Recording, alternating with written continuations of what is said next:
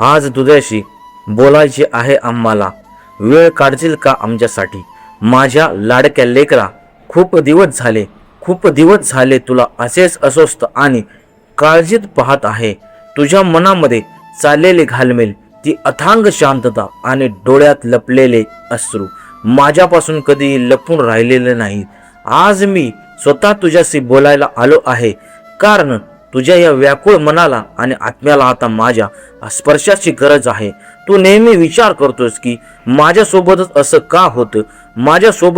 का होतं, कारण मी एवढा भक्ती करतोय तरीही माझ्या वाटेला एवढ्या अडचणी का येतात? पण लेकरा, जेव्हा सोन्याला आगीमध्ये तपवले जाते तेव्हा त्याचे शुद्ध आणि चमत्कार रूप बाहेर येते.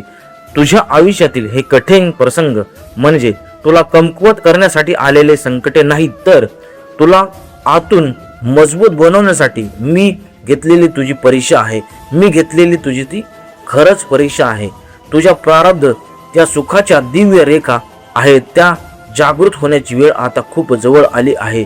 तुझ्या आयुष्यात लवकरच एक नवीन दैवी आणि चमत्कारिक किंवा सकारात्मक ऊर्जेचे संचार होणार आहे. तू स्वतःला या जगात कधीही एकटा समजू नकोस.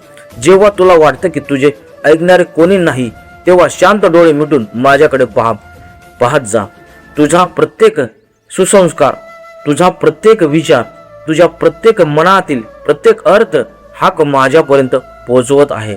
जगाने पाठ फिरवली तरी मी तुझा हात कधीच सोडणार नाही, कारण तू माझा लाडका अंश आहे. ज्या गोष्टी आज तुझ्या हातून सुटल्या गेल्या आहेत त्याबद्दल दुःख करू नकोस, कारण जे गेले ते तुझ्यासाठी योग्य नव्हते आणि जे मी तुझ्यासाठी राखून ठेवले आहे त्याची तू सध्या या साध्या डोळ्याने कल्पनाही करू शकणार नाही. तुझ्या भविष्याची संपूर्ण काळजी मी घेतलेली आहे. तुझ्या नशिबाचा नवा सुवर्ण अध्याय लिहिण्याची वेळ आता जवळ आली आहे. तुझ्या या अडळ संशयाने सोने होणार आहे.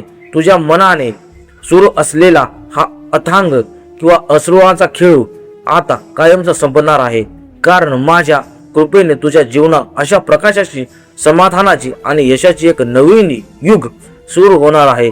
तुझ्या मार्गातील सर्व अडथळे, संकटे आणि नकारात्मकता आता पूर्णपणे दूरच होणार आहे. तू फक्त तुझे कर्म करत राहा. मनात कोणतीही भीती न बाळगता अडळ विश्वासाने पुढील पाऊल टाकत जा. तुझ्या पाठीशी मी नेहमीच होतो आणि नेहमी उभा राहणार आहे. तुझ्या चेहऱ्यावरचे हे हसू आणि मनातली ही शांतता पुन्हा नक्कीच परतणार आहे. तुझे शब्द आहेत. तुझ्या माझ्या या शब्दावरती पूर्ण विश्वास असेल आणि तुला मनातील जाणवत असेल की मी तुझ्यासोबत आहे, तर आत्ता कमेंटमध्ये ओम चैतन्य नवनाथाय नमः लिहून तुझी हजेरी लाव. हे शब्द नाही तर तुझा माझ्यावरचा असलेला अथांग विश्वास आहे, जो तुझा संपूर्ण संसार सावरून घेईल.